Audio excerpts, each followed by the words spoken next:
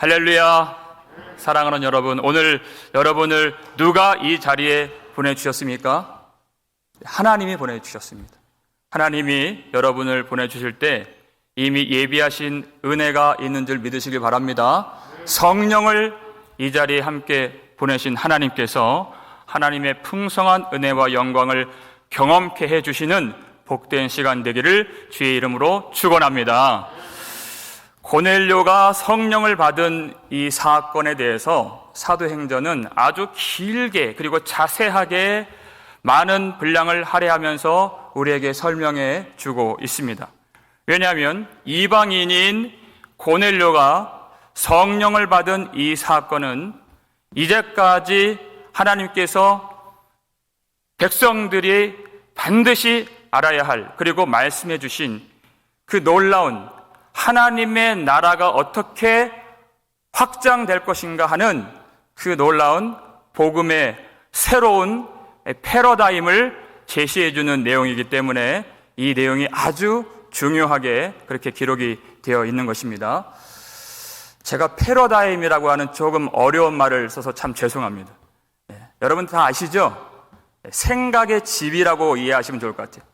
사고의 어떤 틀이라고 생각하시면 좋을 것 같습니다.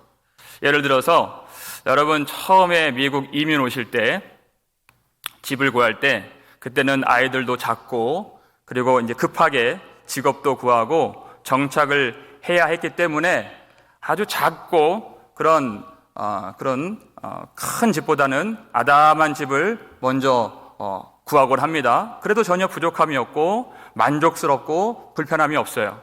그런데 시간이 지나요.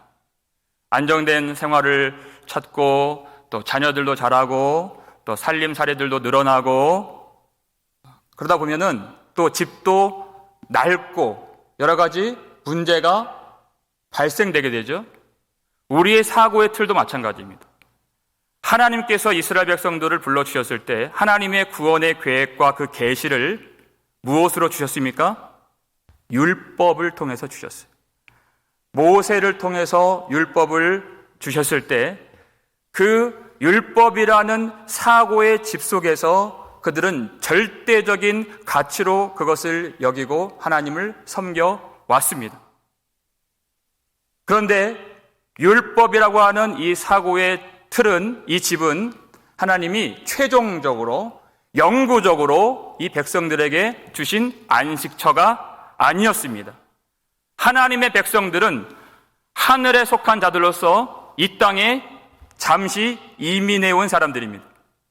이 땅에서 살아갈 때 잠깐 동안에 비바람을 피하고 하나님이 최종적으로 영구적으로 주신 안전한 보금자리를 얻기 전에 잠시 머물렀던 작은 집이었어요. 그러면 하나님이 궁극적으로 주시고자 하셨던 그런 완성된 보금자리는 무엇입니까? 예수 그리스도께서 십자가에 죽으시고 부활하심으로 성령을 통해서 우리에게 펼쳐주신 하나님의 나라가 바로 그 완성된 하나님의 백성들이 살아갈 집이라는 것이에요. 이 집을 주시기까지 잠시 동안 율법을 통해서 하나님을 보고 예배해 왔던 것입니다. 이제는 때가 되어서 그 좁고 오래되고 낡아진, 그래서 비바람이 들이치고 창수가 부딪히는 그런 율법의 집이 아니요, 예수 그리스도로 말미암아 보혈을 흘리심으로 새롭게 지어주신, 어떤 비바람이 들어오지도 못하고 창수가 부딪히지도 못하는 그리스도의 반석에 세워주시는 그 새 집을 우리에게 주시기 위하여서 하나님은 복음으로 우리를 가르쳐 주시고 오늘 이 시간도 말씀으로 다가와 주시고 성령을 우리에게 주시고자 우리를 불러주신 것입니다. 그것을 깨닫게 해주시려고 하나님이 우리로 기도하게 해주신 것이에요. 율법으로서의 그 낡은 집을 하나님이 부수어 주시고 그 자리에 성령으로 말미암는 그리스도가 세우신 반석 위의 새 집을 우리에게 허락해 주시기 위해서 우리를 불러주신 것입니다. 이제는 이 구원의 새 시대가 왔기 때문에 유대인들은 아직도 깨닫지 못하고 있는 이방인들의 구원과 땅끝까지 이르러 그리스도의 나라가 펼쳐지게 될 이 영광의 하나님의 나라의 새 시대를 가르쳐주기 위해서 이 사도행전 10장은 아주 자세하게 그 내용들을 그 패러다임의 전환점을 우리에게 소개해주고 있는 것입니다. 그래서 먼저 고넬료에게 기도하는 동안에 하나님이 환상을 주셨죠. 요빠에 가서 베드로라 하는 그 시몬을 청하라, 불러오라 그랬어요. 그리고 그 다음날 정확한 하나님의 시간표 속에서 기도하는 그 베드로에게 그 가장 날이 뜨거운 정오의 그 태양빛 아래에서 지붕 위에 올라가 기도하는 베드로에게도 환상을 보여주셨습니다. 그때 그 환상, 하늘에서 그릇 하나가 내려오는데 그 큰 보자기 같이 생긴 그 그릇이에요. 거기에 땅에 있는 각종 모든 네 발로 다니는 그 짐승들이 있고, 또 땅에 기는 것이 있고, 하늘에 나는 것들이 있는 그 큰 그릇의 환상. 그리고 베드로에게 음성이 나타나는데, 베드로야 이것을 잡아먹어라, 이 음성이에요. 그랬더니 베드로가 주여 그럴 수 없나이다. 내가 속되고 깨끗하지 아니한 것을 결코 먹지 아니하였나이다. 내가 먹을 수 없습니다. 이렇게 얘기한 것이에요. 아직도 베드로는 그 율법으로 지어진 사고의 체계 속에서, 그 생각의 집 속에서 머물러 있던 것입니다. 주님이 왜 먹으라고 하셨습니까? 그 집을 이제는 부수어서 새롭게 하나님이 주시는 그 복음의 집으로 베드로를 이끌어 주시고, 그 집에서 하나님의 백성들이 이제는 영광과 은혜를 충만하게 그 아름다운 보금자리에서 누리기를 원하셨기 때문에 이 명령을 하신 것이에요. 그런데 여러분, 사람들이 어떻습니까? 아주 낡고 지금 곧 쓰러져가는 집일지라도 정이 들어버리면 거기서 벗어나지 못하는 것이. 사람이 자라서 아이에서 청소년이 되고 청년이 되면 이제 아기 때 입었던 옷을 더 이상 입을 수가 없습니다. 이제는 새 옷이 필요하고, 이제는 복음으로 지어진 새 집이 필요했던 것이에요. 그런데 아주 이 큰 하나님의 구원의 계획들을 베드로가 깨닫지 못하고, 하나님이 무엇을 주시려는가, 어떤 나라를 하나님이 건설하시려 하시는가, 이것을 깨닫지 못한 베드로가 그것을 내가 먹을 수 없습니다, 이렇게 그것을 거부한 것입니다. 여러분, 베드로는요, 이 지금 초대교회에 있어서 가장 크고 위대한 사도입니다. 베드로가 지금 하나님의 구원의 사역에 대해서 눈이 다 열리지 못했다 하는 것은 그 뒤에 하나님을 바라보고 하나님을 예배하는 모든 이 히브리파 유대인들이 하나님의 구원 계획의 그 큰 역사를 아직 깨닫지 못하고 있다는 것을 지금 가르쳐주고 있는 것이에요. 하나님께서 15절 보면 하나님께서 깨끗하게 하신 것을 속되다고 하지 말라, 주님 이렇게 말씀하셨습니다. 하나님께서 깨끗하게 하신 것, 여러분, 부정한 것과 정한 것, 그 부정한 것을 깨끗하게 하시는 분은 하나님이십니다. 그리고 사람은 하나님이 깨끗하게 하신 것을 예수 그리스도의 십자가 사건을 통하여서 깨끗하게 하신 것을 사람이 부정하다고 더 이상 판단해서는 안 되는 것이에요. 우리는 이미 이 패러다임이 전환된 지 2000년 이후에 살고 있는 사람들이기 때문에 이방인들의 구원에 대해서 그렇게 크게 다가오지 않아요. 이렇게 심각한 문제 있는가? 그렇게 우리가 생각하지 않습니다. 그러나 낡고 초라하고 곧 쓰러져가는 율법의 집에서 평생을 살아왔던 사람들에게는 이 문제가 보통 어려운 것이 아닙니다. 큰 도전을 지금 베드로와 유대인들에게 하나님이 주고 계시는 장면을 우리가 지금 목도하고 있는 것입니다. 오늘 본문 17절 함께 보겠습니다. 읽겠습니다. 베드로가 본 바 환상이 무슨 뜻인지 속으로 의아해하더니 마침 고넬료가 보낸 사람들이 시몬의 집을 찾아 문 밖에 서서 이렇게 말씀하고 있어요. 여러분, 가장 위대한 사도, 기둥사도라고 말하는 이 베드로조차도 하나님의 환상이 무슨 뜻인지 이해하지 못하고 깨닫지 못하고 있다. 속으로 의아해하더니, 그것도 심지어 이 위대한 사도가 기도하고 있는 중에 환상을 보았는데 그것을 이해하지 못하고 그 뜻을 해석하지 못하고 있다는 것입니다. 그럼 베드로는 성전 미문에서 나면서부터 걷지 못했던 그 사람을 하나님이 일으켜 세워주셨을 때 하나님이 사용한 사람이 바로 베드로였습니다.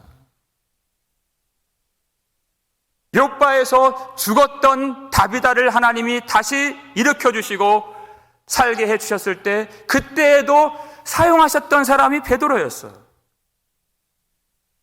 예루살렘에서 그가 2차례나 복음을 선포했을 때 수많은 사람들이 죄사함을 받고 성령을 받도록 그때도 하나님은 베드로를 사용하셨습니다. 여러분, 만약 우리가 그때 그 시절에 베드로였다면 참 위험할 수 있는 것이에요. 그가 루다에서 8년이나 중풍병으로 움직이지 못했던 그 사람을 그가 기도했을 때 하나님이 그 애니아를 고쳐주시고 그를 일으켜 세워주셨습니다. 그러니까 그 소문이 그 지경, 욥바에까지 그 소문이 퍼지고 그 지경에는 많은 사람들이 주님을 믿게 되었다는 그런 기록이 있어요. 그러니까 그때 베드로의 명성이, 그의 능력이 얼마나 멀리까지 퍼졌겠습니까? 그러면 자칫 교만한 사람 같으면 자신의 말이 곧 주의 말씀으로 착각할 수 있는 그 상황이 펼쳐지게 된 것입니다.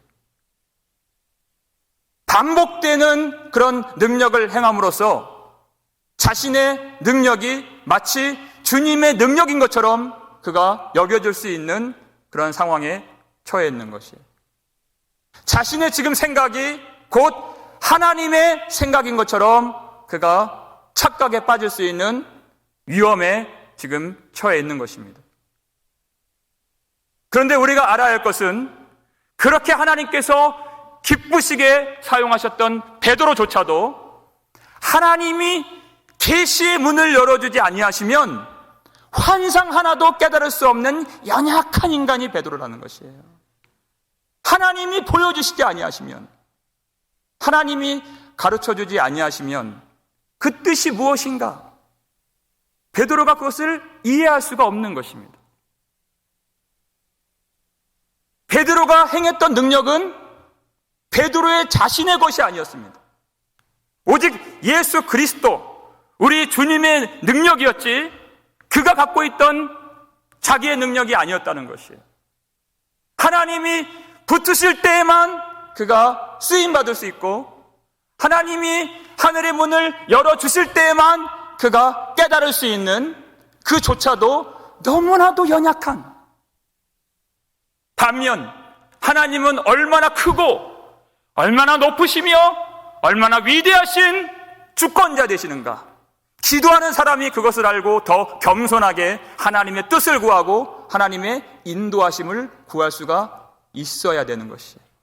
마치 자신이 하나님이 된 양, 많은 사람들이 은혜를 받고 많은 사람들이 그 능력을 경험했다고 마치 자기가 주인이 된 양 교만함에 들 수 있는 그 시점에서 하나님은 잠시 동안 그로 하여금 의아해하고 그 뜻을 알지 못하는 그 기간을 허락해 두셨다는 것이에요. 왜냐하면 그것이 베드로의 인생에 있어서 너무나도 중요한 하나님을 의지하고 구할 수 있는 믿음의 요소가 될 수 있기 때문에 그로 하여금 넘어지지 않도록 하시기 위해서.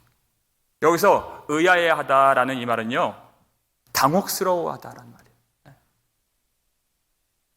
하나님의 뜻이 이렇게 분별하기 어려운가? 과연 그 그릇을, 그 짐승들이 있는 것을 잡아먹어라 하신 그 깊은 뜻이 무엇인가?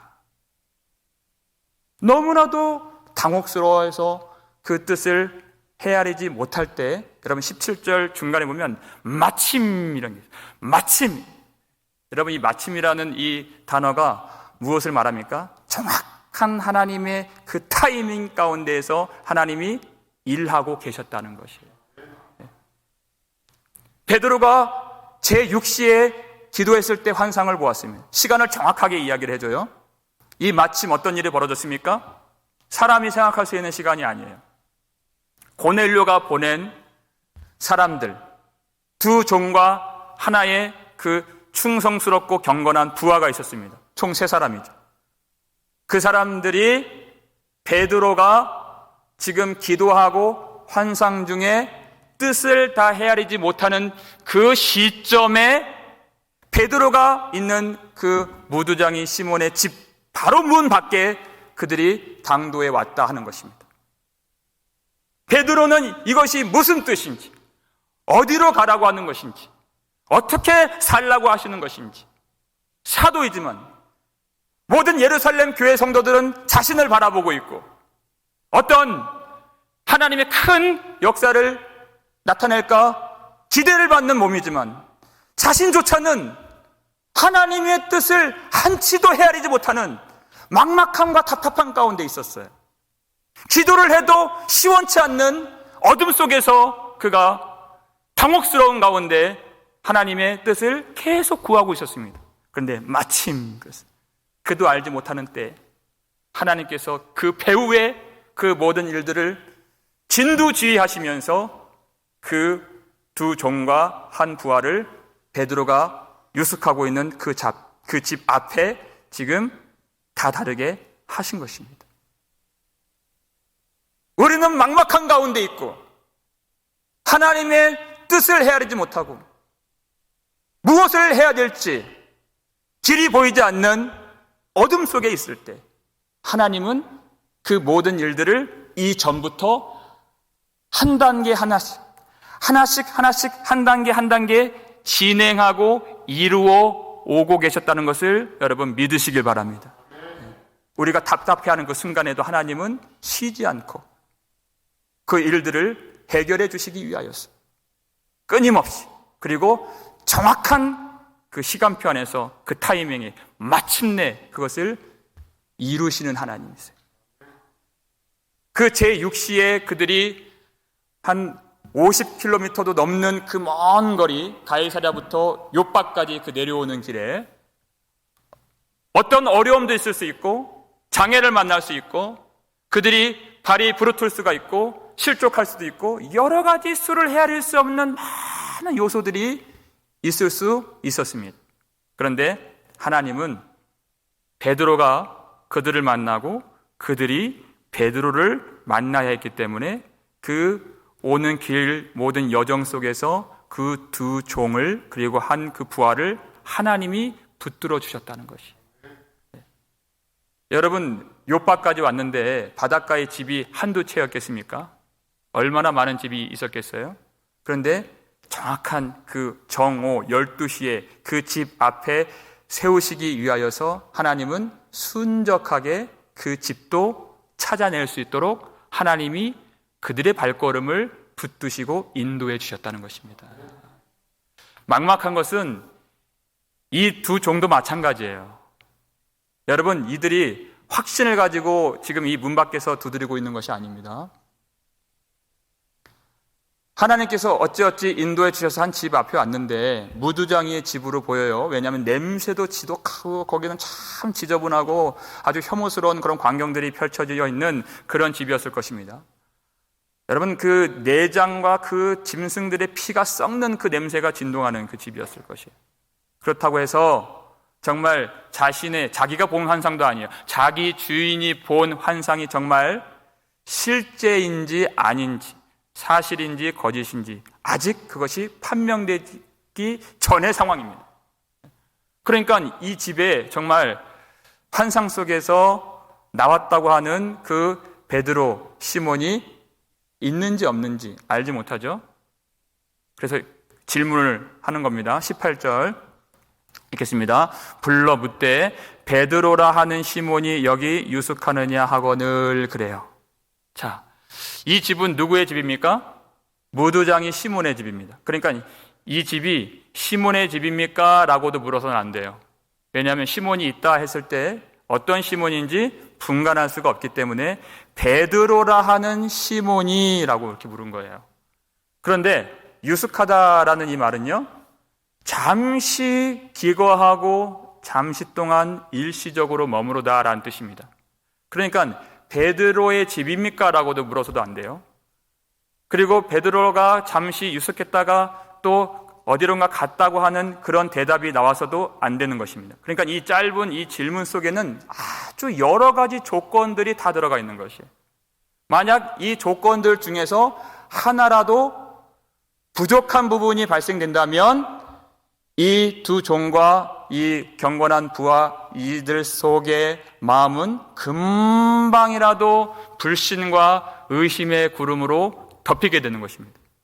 그런데 만약 정말 이 집에 베드로라 하는 시몬이 있고 그가 잠시 동안 머물러 있는 것을 확인했을 때에는 그들 속에 1%라도 있을 수 있었던 의심의 구름이 다 제거되고 자신의 주인이 경외하고 의지하는 그 하나님에 대한 신뢰가 강력하게 지배하게 되는 역사가 나타날 수 있게 되는 그런 기로에 서 있는 것입니다. 그러니까 무두장이 시몬이라고 하는 그 사람의 이 대문을 가운데 두고서 베드로는 지금 어떤 상황입니까?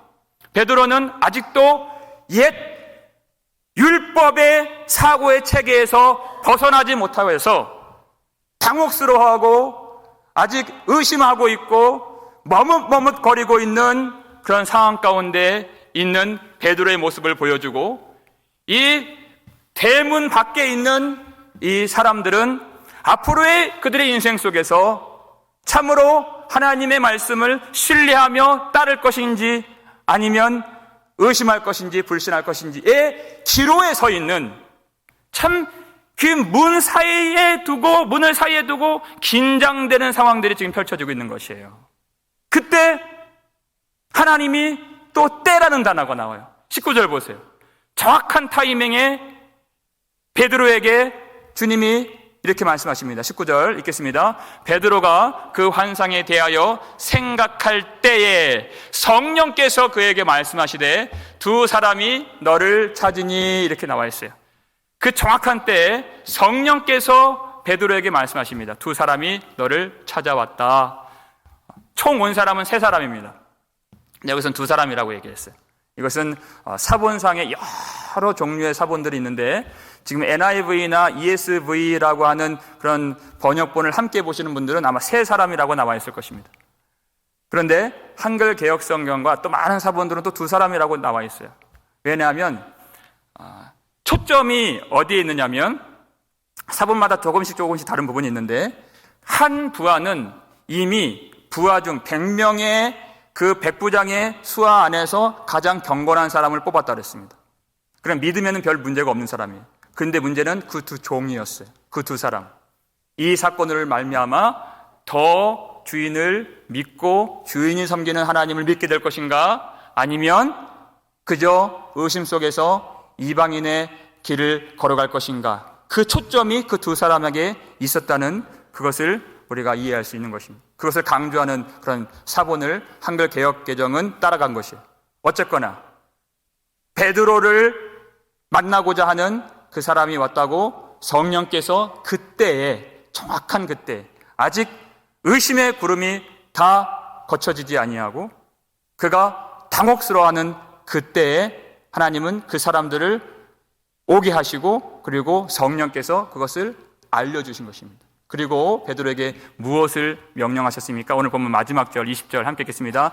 일어나 내려가 의심하지 말고 함께 가라.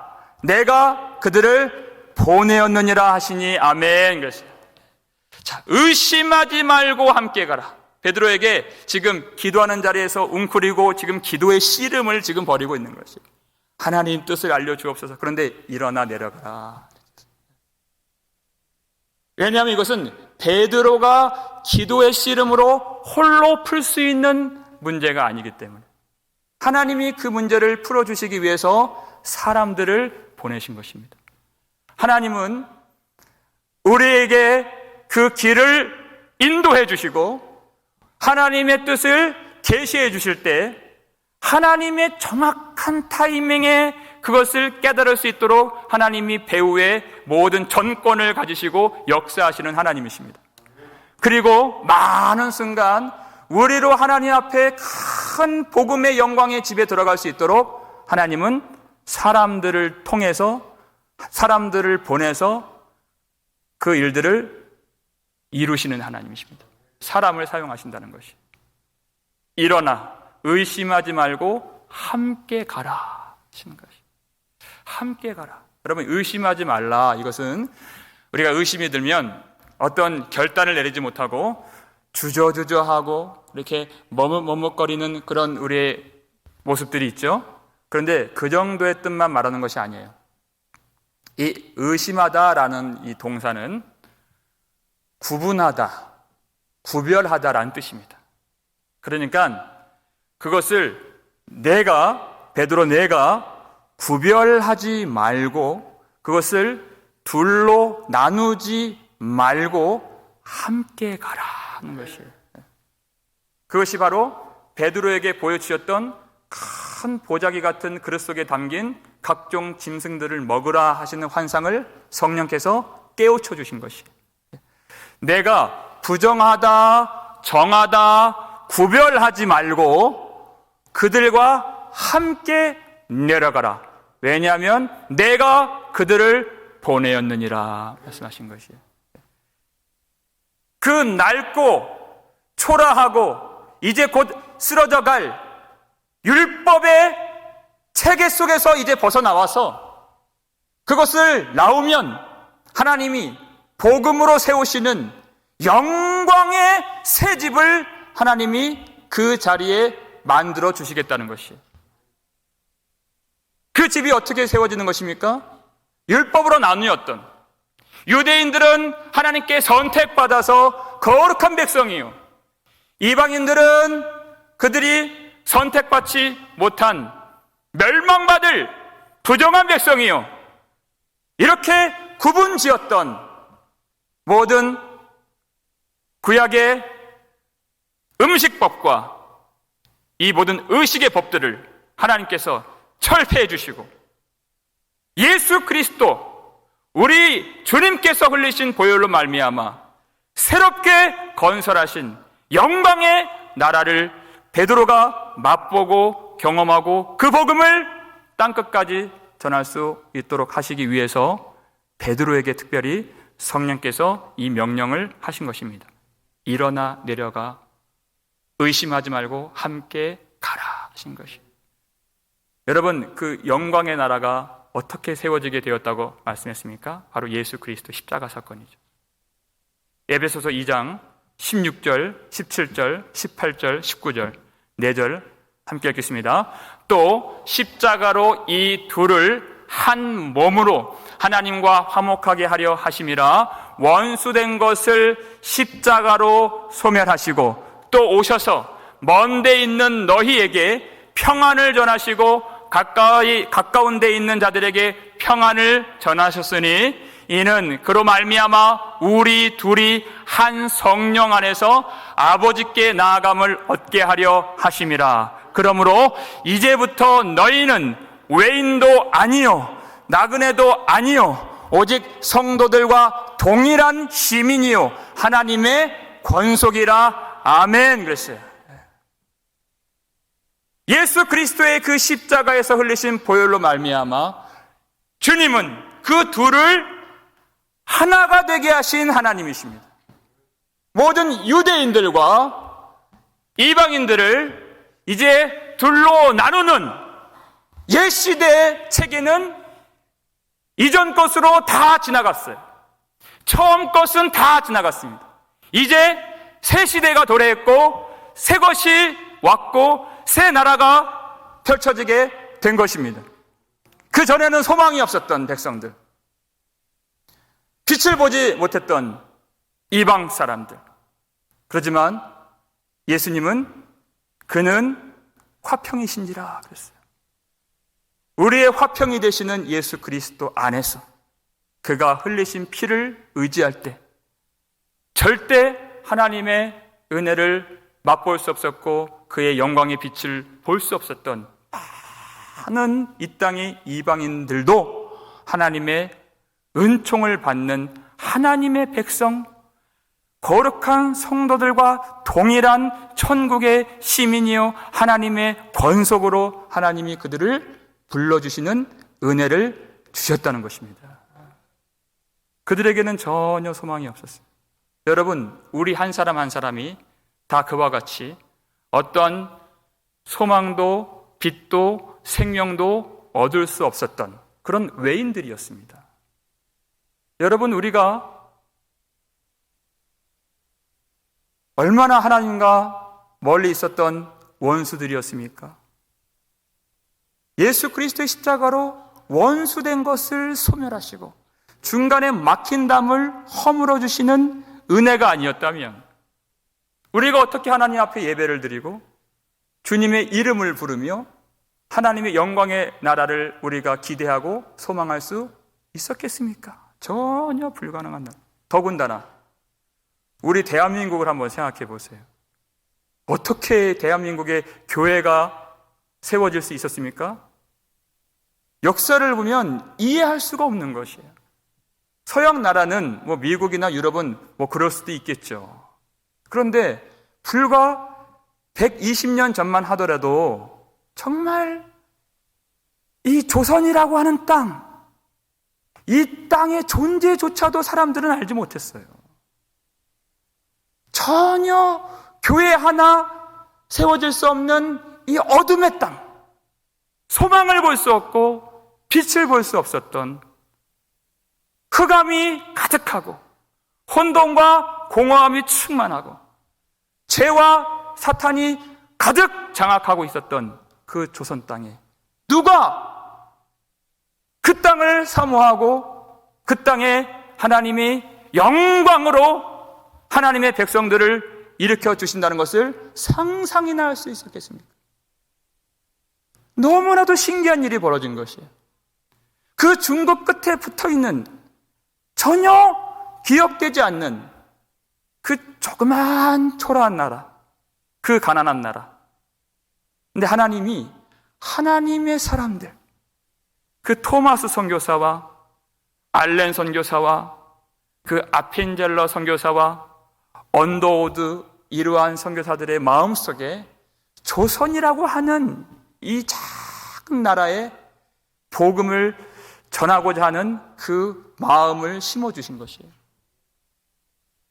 토마스 선교사는 이 땅을 밟자마자 순교를 당했습니다. 그리고 그 가슴팍에 있는 성경책을 뿌리면서 야소 예수의 이름을 선포했어요.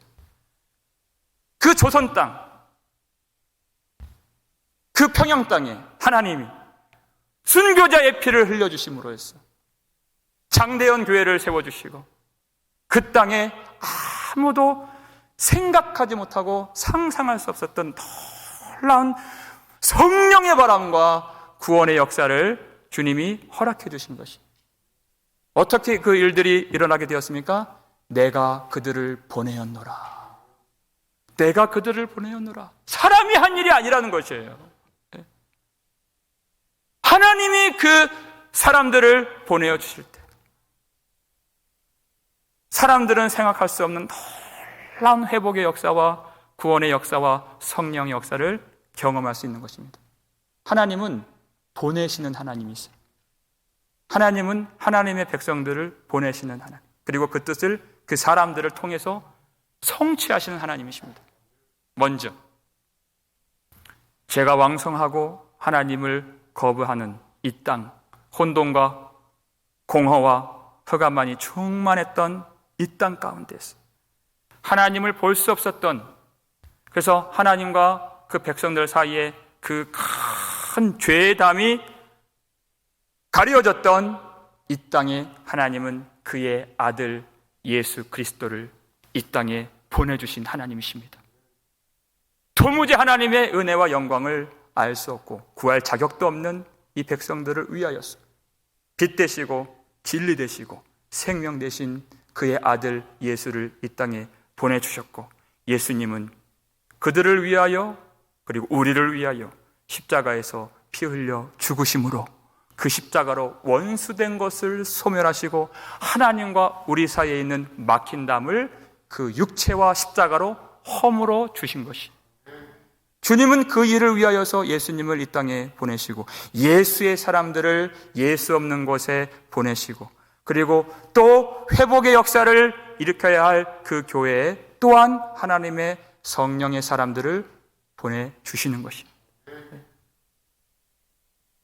하나님께서 그 성령을 보내시고 하나님께서 그 사람들을 보내주셨을 때 모든 둘로 나뉘어졌던 것들이 다 하나가 되는 놀라운 화평의 역사, 회복의 역사가 이루어지게 되는 것을 믿으시기 바랍니다. 우리 가정을 그래서 복음으로 하나님이 치유해 주길 원하시고 성령을 보내시길 원하시고 모든 미움과 다툼과 원망으로 점철되어 있는 우리의 가정들을, 우리의 삶의 터전과 모든 관계들을 하나님이 빛과 사랑과 용서와 화평으로 회복시켜 주길 원하신다는 것이, 성령의 바람을 주님이 불어주시고 복음으로써 다시 그 가정과 모든 삶의 처소를 하나님의 땅이 되도록 예수 그리스도 반석 위에 영원토록 거할 수 있는 새 시대의 은혜의 장막을 세워주시기 위해서 하나님은 생명을 보내시고 성령을 보내시고 은혜를 보내주시는 하나님이십니다. 그런데 문제는 여기서 우리 교회에게 참 필요한 말씀입니다. 고넬료가 성령을 받을 때 하나님이 베드로를 통해서 역사하신다는 것은 우리가 의심의 여지가 없습니다. 그런데 문제는 베드로 안에 있었다는 것이, 베드로는 마치 그가 많은 사람들에게 유익을 끼치고 하나님의 권능을 행하고 복음을 전해서 죄사함과 성령의 선물을 받게 하는 그 도구로 쓰임받을 때 자신은 별 문제가 없을 거라고 착각할 수 있는 위험한 상태였습니다. 그런데 하나님이 이 본문을 통해서 가장 걸림돌이 되는 사람을 바로 베드로라고 생각하신 것이, 아직 하나님이 이루실 영광의 새 시대 거룩한 나라에 대해서 그가 무지하고 익숙한 자기의 자리에 빠져서 그 낡고 초라한 그 율법의 집에만 머무르려고 하는 그 베드로가 사실상 가장 큰 복음의 확장에 걸림돌이 되었다는 것이에요. 여러분, 에베소서 2장 18절 다시 한번 볼까요? 2장 18절만 함께 읽겠습니다. 우리 둘이 한 성령 안에서 아버지께 나아감을 얻게 하려 하심이라. 아멘. 보세요. 우리 둘이 그랬어요. 우리 둘이 한 성령 안에서 아버지께 나아감을 얻게 하려 하심이라 그랬어요. 우리가 하나님의 일로 부름 받았을 때 한쪽에서는 전적으로 무조건적으로 헌신하고 한쪽에서는 유익을 받고 혜택을 받고 구원의 역사가 일어나게 되는, 여러분 그런 일은 없어요. 보세요. 우리 둘이 그랬어요. 우리 둘 다 한 성령 안에서 아버지께 나아감을 얻게 하려 하심이라 그랬어요. 베드로가 쓰임 받았을 때 고넬료와 고넬료의 모든 부하들과 친척들과 친구들과 그 집안 사람들이 성령을 받고 구원을 받게 되는 것은 우리가 다 익히 예측할 수 있는 일입니다. 그런데 하나님이 의심하지 말고 함께 가라, 이 말씀 베드로에게 주신 것이에요.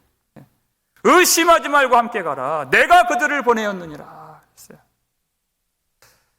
베드로가 그 땅에 가면 고넬료와 그 스와에 있는 종들과 집안 사람들만 회복되고 하나님의 풍성한 구원의 역사를 이방인들이 경험하게 되는 것만이 아니라 우리 둘이 한 성령 안에서 우리 생명 되신 아버지께 나아감을 얻게 해주시기 위해서 오늘은 베드로를 깨우치시고 교만하지 않도록, 자신의 그 안일한 삶에 빠져 있지 않도록, 익숙한 삶의 터전에 머물러 있지 않도록,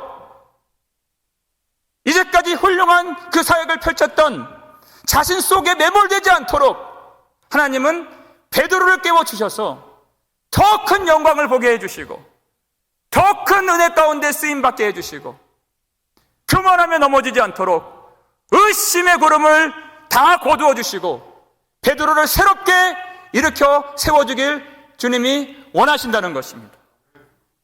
베드로를 통해서 하나님이 애니야를 일으켜 세워주시고 죽은 자까지도 살려주셨을 때 너무나도 훌륭한, 전혀 결점이 없고 흠이 없고 점이 없는 것처럼 보이는 가장 위대한 사도 베드로였어요. 그가 말씀을 전하면 하루에도 3,000명, 5,000명씩 구원을 받는 놀라운 성령의 바람에 그 중심에 서서 쓰임받는 놀라운 하나님의 도구였고 하나님의 사람이었습니다. 그런데 이제는 한 걸음 더 나아가서 유대인만 아니라 이방인들까지 구원을 받을 때 가만히 보니까 그 일을 하지 못하도록 막고 있는 가장 걸림돌이 되는 사람이 다른 사람이 아니었어요. 이방인들이 아니었습니다. 바로 베드로 자신이 가장 그 일에 걸림돌이 된다는 것을 하나님이 알게 해주신 것이에요. 그가 열심히 복음을 전하는 그런 인생의 그런 이제까지의 궤적을 한번 쫓아가 보세요. 예루살렘에서 열심히 말씀을 전했습니다. 사마리아로 갔습니다. 루따로 갔습니다. 그 다음에 요바로 갔어요. 다 유대인들이 사는 곳이었어요. 열심히는 했지만 자기의 생각의 테두리 속에서 옛 그 율법이 주는 그 사고의 틀 속에서 한치도 벗어나지 못하는 그의 모습을 주님이 보시고 참으로 귀하게 쓰임받고 지금도 많은 은혜를 끼치고 많은 권능의 역사를 이루는 베드로이지만 이 상태로 더 이상 머물러서는 안 되겠기에 베드로에게 일어나 의심하지 말고 참된 믿음을 가지고, 믿음이 있지만 더 주님을 믿고, 기도를 하지만 더 깊이 주님을 깨닫고, 헌신은 하지만 더 하나님 말씀 앞에서 참된 영광의 나라를 위하여 진일보할 수 있는 베드로가 될 수 있도록 이 말씀을 주시는 것이에요. 바로 저에게 이 말씀을 주신다고 저는 생각이 들었습니다. 항상 하루도 빠짐없이 이 강단에서 말씀을 전하고 많은 성도들이 하나님을 알게 되고 예수를 믿고 그 믿음이 깊어지고 주님께 감사하며 하나님의 나라를 소망하는데 쓰임받고 있는 자신이지만 오히려 나 자신이 하나님이 더 크고 영광의 새 시대를 펼쳐주실 때 가장 큰 걸림돌이 되지 않을까, 가장 하나님이 불편히 여기시는 그런 사람이 되지 않을까. 저와 여러분이 그 깨달음이 오늘 임하여서 더 깊이 주님을 의지하는 회개의 시간 되기를 주의 이름으로 축원합니다. 예수를 오래 믿었지만 전혀 흠가결이 없는 것처럼 보여지는 우리의 성품, 우리의 습관, 우리의 예배, 우리의 기도이지만 하나님이 영광의 새 시대를 계획하시고 한치의 오차 없이 그 일들을 준행해 나가실 때 과연 우리가 그 길목에 서서 그 일을 맡고 있는, 많은 사람들이 구원받는 그 길을 맡고 있는, 땅끝까지 이르러 이 복음이 선포되는 그 일을 맡고 있는 나 자신이 되진 않는가. 사람으로서는 생각할 수 없는 그 회개의 은총과 성령의 역사가 오늘 이 밤에 임하기를 주의 이름으로 축원합니다. 여러분, 우리가 왜 하나님 앞에 부름받고 왜 우리가 선교를 해야 되고 우리가 왜 복음을 전해야 됩니까? 복음을 전하면 미얀마 땅에 있는 사람들과 캄보디아에 있는 그 영혼들과 아프리카에 있는 많은 사람들, 그 모든 각 나라와 족속과 방언에 있는 사람들이 구원을 받는 그 일을 위하여서 우리를 부르시는 그 은혜, 우리가 그것을 모르지 않습니다. 그런데 하나님의 그 깊은 뜻 안에는 바로 우리의 영혼의 회복이 있는 것이. 하나님은 어떤 한 사람의 무조건적인 인생을 통해서 어떤 한 편이 회복되고 구원받고 혜택을 누리는 그것만을 하나님이 계획하신 것이 아닙니다. 우리를 불러주셔서 그들이 하나님의 영광을 보게 되고 또 그들을 통해서 우리가 하나님의 놀라운 성령의 역사를 깨닫게 되는 그 일을 통해서 이방인과 유대인이 하나가 되었어. 이 둘이 한 성령 안에서 아버지께 나아감을 얻게 하시려고. 고넬료만 베드로가 전파하는 말씀이 필요했던 것이 아니라 베드로에게도 고넬료에게 부어주시는 성령의 역사를 베드로가 깨닫고 이제는 하나님이 어떠한 방향으로 어떻게 새 시대를 열어가시는가를 깨달을 수 있는 그 은혜가 베드로에게 지금 필요했던 것입니다. 단지 땅 끝에 있는 백성들을 살리고 우리는 다 된 것처럼 여기는 것이 아니라 하나님이 우리를 회복시키시고 우리를 세워주시고 더 큰 영광을 보며 더 깊은 믿음으로 이 마지막 때를 살 수 있도록 하시기 위해서 우리에게 사명을 주시는 것입니다. 우리를 불러주신 것입니다. 저는 아침마다 그것을 경험합니다. 생명의 말씀을 하나님이 주실 때 과연 이 회개의 말씀 그리고 이 심판의 복음 누가 들을 수 있을까? 그런데 하나님이 성도들을 보내주신다는 것을 제가 경험하게 돼요. 내가 그들을 보내었느니라. 이 말씀을 받고 믿음을 고쳐잡고 주의 말씀을 보여잡고 회개하는 사람들은 사람이 어떻게 할 수가 없습니다. 하나님이 내가 그들을 보내었느니라. 그러면 제가 아침마다 그 하나님이 하신 일들을 보면서 감사하지 않을 수 없고 감격하지 않을 수 없는 것이에요. 그러니까 말씀을 듣는 자들이 살아나고 말씀을 전하는 자들도 살아나게 하시는 것이 하나님이 하시는 놀라운 역사라는 것입니다. 복음을 선포하는 자들이나 복음을 받는 자들이나 쓰임받는 자들이나 그렇게 섬김을 받는 자들이나 할 것 없이 모두가 하나님의 영광 앞에서 함께 주님을 찬양하고 영광 돌릴 수 있도록 일하시는 하나님. 그 가려진 무두장이 시몬의 집이 열린 것처럼 우리의 마음의 문을 열어주셨어. 성령께서 우리 가운데 강력하게 들어와 우리를 지배해 주시고 혹여나 우리 모든 가정에서 사역의 현장에서 내가 막힌 돌이 되고 둘로 나뉘어진 관계가 있다면 성령의 은혜를 강복하게 구하는 이 밤이 되기를 주의 이름으로 축원합니다. 우리의 문을 열어주시는 주님, 그래서 우리를 둘 다 한 성령 안에서 아버지께 나아감을 얻을 수 있도록 내가 높은 자리에서 어떤 사람을 도와주는 것이 아니라 하나님이 우리를 불러주셨을 때 나까지도 우리까지도 하나님의 풍성한 영광 안에 들어갈 수 있도록 의심하지 말고 함께 가라 하신 그 말씀에 순종하여서 정확한 타이밍에 하나님이 어떤 사람들을 보내주실 때 그 사람들을 귀하게 여길 수 있는 함께 예배하고 함께 기도하고 이 특별히 환난의 때 이 예배하는 한 사람 한 사람이 얼마나 귀하겠습니까? 하나님이 내가 그들을 보내었느니라 귀하게 여기면서 우리 안에 있는 모든 의심의 구름을 주님이 거두어 주시고 우리 안에 있는 모든 불신의 담을 십자가로 허물어 주시는 이 밤이 되어서 나도 하나님의 큰 영광을 경험하고 그 사람도 하나님의 은혜를 체험하고 우리도 하나님의 큰 능력을 체험하고 그들도 하나님의 큰 구원의 역사를 경험하게 되는 놀라운 생명의 깨달음과 그리고 순종의 역사들이 나타나는 복음장로교회가 되기를 주의 이름으로 축원합니다.